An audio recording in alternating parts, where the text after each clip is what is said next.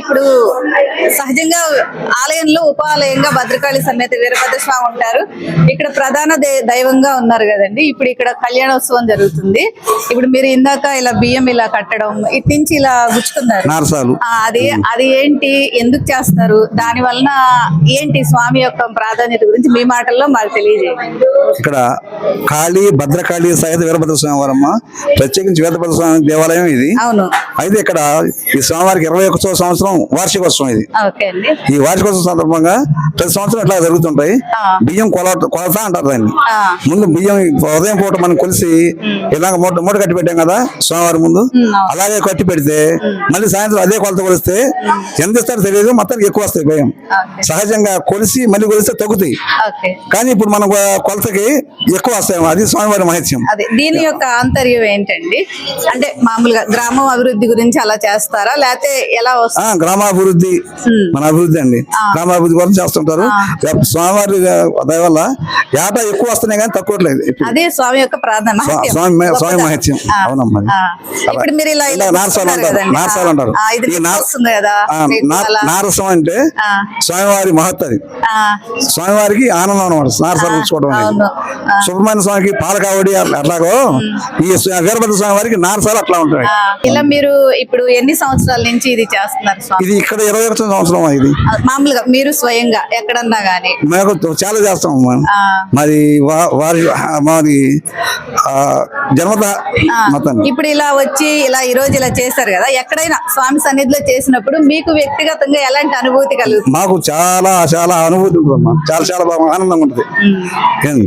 ఇది స్వామి యొక్క చాలా దయ మీ మీద ఉంటేనే మీరు ఇవన్నీ చేయగలుగుతారు. అవునమ్మా. ఈ రోజు కొలుసుకున్నాం కదా, ఈ రోజు కొలుసుకున్నాం చూడండి, మళ్ళీ సాయంత్రం మళ్ళీ పొడుచుకుంటాం, రేపొద్దున మళ్ళీ ఉంటాయి. అట్లా డైలీ చేస్తూనే ఉంటాం. డైలీ పొడుచుకోవాల్సింది తప్పదు. కానీ స్వామివారి మహత్వం వల్ల అసలు ఏమి ఉండదు, అసలు ఏమి ఉండదు. నాకే కాదు, మీ అందరూ సాయంత్రం ఊళ్ళో వాళ్ళకి కూడా కొడుతున్నాం. సాయంత్రం అందరూ ఊళ్ళో వాళ్ళందరికీ కొడుస్తాం, ఇబ్బంది ఏం లేదు. మీరు సాయంత్రం చూడండి ఒకసారి. స్వామివారి ప్రతిమ, అవి దానిలో ఏమేమి ఉంటాయండి? స్వామివారి ప్రతిమ, విభూతి పండ్లు, స్వామివారి శంకు, అలా అవన్నీ స్వామివారికి సంబంధించిన ఉంటాయి. నారసాలు, ఖడ్గం ఒకటి ఉంటుంది. అయ్యింది పురాతనం బట్టి ఇక్కడ ఉంటుంది అనమాట. అది పురాతనం బట్టి ఇది సాయంత్రం గ్రామోత్సవం జరుగుతుంది ఇక్కడ. ఆ స్వామివారి సాయంత్రం గ్రామోత్సవానికి వెళ్ళేది. అది ఇక్కడ కాళీ భద్రకాళి సమేత వీరభద్రేశ్వరుడు కొలువై ఉన్నాడు.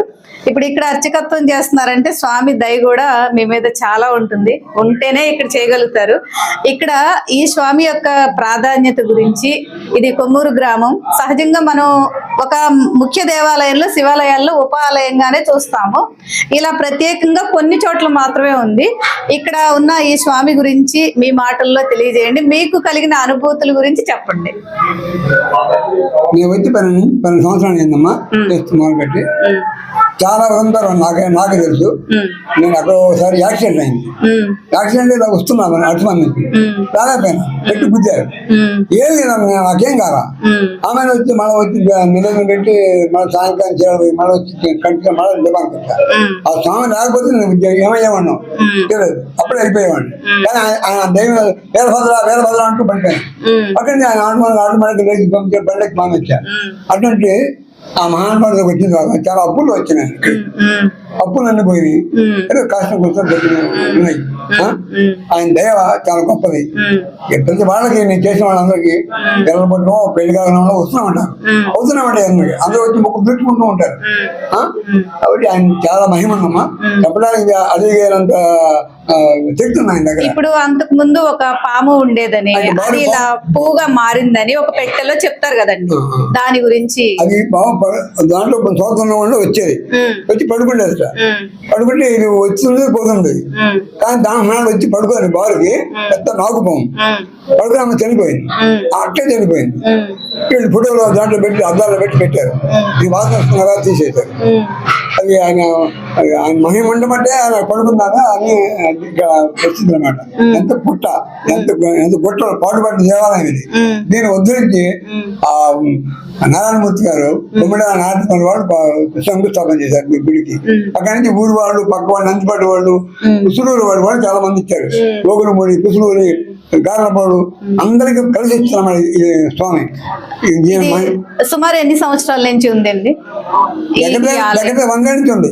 ఆ శివాలయం దగ్గర నుంచి ఉంది. శివాలయం దగ్గర నుంచి. కానీ పూజల్లో నాణ్యమైన పూజలు వదిలేశారు. ఎవరో మహానుభావుడు ఈ అమ్మాయి ఈ ఊరు అమ్మాయినో నందిపాడు అమ్మాయినో గుంటూరు ఇచ్చారు తొమ్మిదవ నారాయణమూర్తి గారు. ఇస్తే ఆ అమ్మాయి వెళ్ళిన తర్వాత ఆయన బాగా కలిసి వచ్చింది. బాగా కలిసి వచ్చి ఈ అమ్మాయి స్వప్నంలోకి వెళ్ళి అమ్మ నా పరిస్థితి ఎందుకుంటూ ఉన్నాను నేను, నాకు ఎవరు నివేదన లేదు ఏం లేదని చెప్పాడు. కారులో వెళ్ళాడు. వచ్చేసింది కారులో వచ్చి చూసుకుంటే ఎదిగితే ఇక్కడ దొరికింది. కింద అక్కడ ఉంది. ఇది ఎన్ని సంవత్సరాల క్రితం జరిగిందండి? సుమారుగా 25 ఏళ్ళు.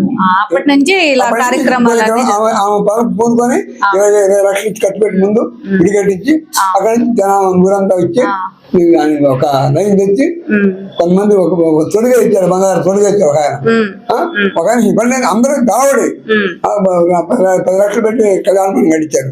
వాళ్ళకి అనుకున్న బాపటి నుంచి వచ్చారు. అంత వయసు ఎక్కువ. వాళ్ళు ఎక్కువ పట్టుదల. ఊళ్ళో ఇక్కడ కాంగ్రెస్ వాళ్ళు ఎక్కువ దీనికి ప్రధాని వాళ్ళ ఇంట ఉందన్నమాట. వాళ్ళే ఎప్పుడు చేసేది. అబ్బాయి ఉందా వచ్చిన అబ్బాయి వాళ్ళ అబ్బాయి. ఇప్పుడు ఇది మాఘమాసం కదా స్వామి, మాఘశుద్ధ పంచమి నాడు కళ్యాణం కళ్యాణం ఆ రోజే. నిన్న జరిగింది చవితికి సుబ్రహ్మణ్య కమ్మారు ఊళ్ళో మట్టిపూటి వాళ్ళు గుడి కట్టించి చేశారు. కట్టించారు. సుబ్రహ్మణ్య స్వామి ఇచ్చారు.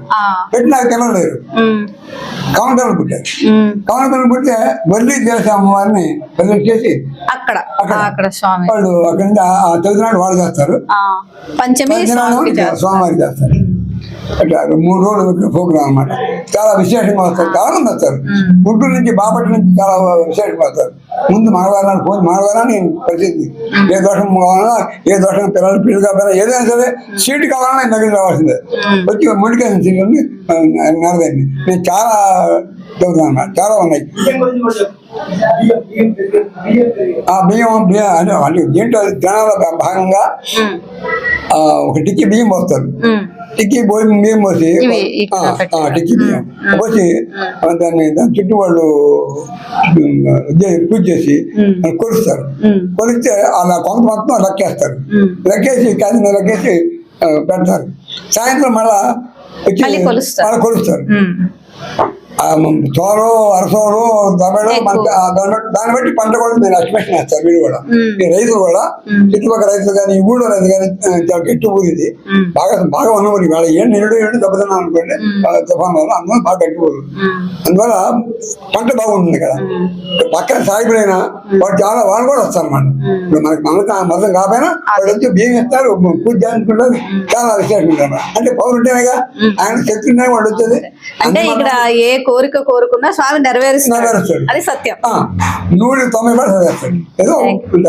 థ్యాంక్ యూ అండి.